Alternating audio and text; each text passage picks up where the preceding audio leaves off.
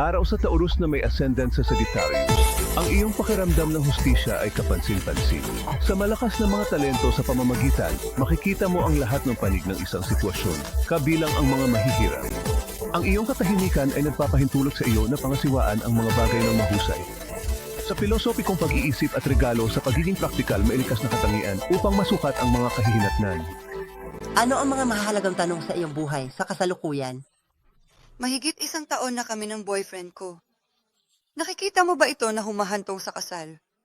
Mayroon akong 2 alok sa trabaho. Kailangan ko ng payo kung alin ang tatanggapin. Pagod na akong mag-isa.